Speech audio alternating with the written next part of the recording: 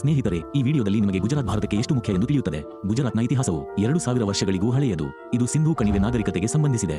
ಸ್ನೇಹಿತರೆ, 8ನೇ ಮತ್ತು 9ನೇ ಶತಮಾನದ ನಡುವೆ ಗುರ್ಜರ್ ಬುಡಕಟ್ಟು ಜನಾಂಗದವರು ಇಲ್ಲಿ ಆಳ್ವಿಕೆ ನಡೆಸುತ್ತಿದ್ದರು ಮತ್ತು ನಂತರ ಈ ರಾಜ್ಯವು ಅವರ ಹೆಸರಿನಲ್ಲಿ ಗುಜರಾತ್ ಎಂದು ಕರೆಯಲ್ಪಟ್ಟಿತು. ಸ್ವಾತಂತ್ರ್ಯದ ನಂತರ ಮೇ 1960 ರಂದು ಬಾಂಬೆಯನ್ನು ಬೇರ್ಪಡಿಸಲಾಯಿತು ಮತ್ತು ಮಹಾರಾಷ್ಟ್ರ ಮತ್ತು ಗುಜರಾತ್ ರಚನೆಯಾಯಿತು. ಗುಜರಾತ್ನ ಜನಸಂಖ್ಯೆಯು ಸರಿಸುಮಾರು 63 ಮಿಲಿಯನ್. ಇದು ಇಟಲಿಯ ಜನಸಂಖ್ಯೆಗೆ ಸಮಾನವಾಗಿದೆ. ಗುಜರಾತ್ನ ರಾಜಧಾನಿ ಗಾಂಧಿನಗರ. ಇದು ಚಂಡೀಗಢದ ನಂತರ 2ನೇ ಸಸ್ಯ ನಗರವಾಗಿದೆ. ಉದಯಪುರದಿಂದ ಹುಟ್ಟುವ ಸಬರಮತಿ ನದಿ, ಧಾನ್ನಿಂದ ಹುಟ್ಟುವ ಮಾಹಿ ಮತ್ತು ಅಮರಕಂಟಕ್ನಿಂದ ಹುಟ್ಟುವ ನರ್ಮದಾ ನದಿ ಇಲ್ಲಿನ ಪ್ರಮುಖ ನದಿಗಳಾಗಿವೆ. ವಿಶ್ವದ ಅತಿದೊಡ್ಡ ಉಪ್ಪು ಮರುಭೂಮಿ ರನ್ ಆಫ್ ಕಚ್ವಿ ಇಲ್ಲಿದೆ. ಮತ್ತು ಸ್ನೇಹಿತರೆ, ಏಷ್ಯಾಟಿಕ್ ರೇಖೆಗಳು ಕಂಡುಬರುವ ಏಕೈಕ ಸ್ಥಳ ಗುಜರಾತ್. ವಿಶ್ವದ ಅತಿ ಎತ್ತರದ ಪ್ರತಿಮೆ 182 ಮೀಟರ್ ಉದ್ದದ ಏಕತೆಯ ಪ್ರತಿಮೆ ಗುಜರಾತ್ನಲ್ಲಿದೆ.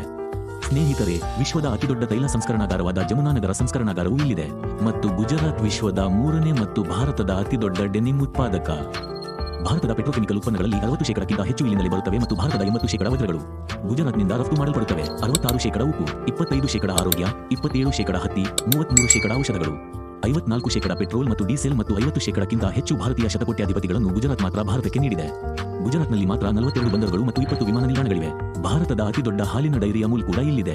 ಅಹಮದಾಬಾದ್ನಲ್ಲಿ ವಿಶ್ವದ ಅತಿದೊಡ್ಡ ಕ್ರಿಕೆಟ್ ಕ್ರೀಡಾಂಗಣವಿದೆ ಮತ್ತು ಭಾರತದ ಅತಿದೊಡ್ಡ ಜಿಲ್ಲೆ ಕಚ್ ಕೂಡ ಗುಜರಾತ್ನಲ್ಲಿದೆ. ಮತ್ತು ಸ್ನೇಹಿತರೆ, ಇಲ್ಲಿನ ಮೋಜಿನ ಸಂಗತಿ ಎಂದರೆ ಸಿಂಧೂ ಕಣಿವೆ ನಾಗರಿಕತೆಯ ಕಾಲದಿಂದ ಇಂದಿನವರೆಗೆ ಭಾರತದಿಂದ ಗರಿಷ್ಠ ರಫ್ತು ಗುಜರಾತ್ನಿಂದ ಮಾತ್ರ.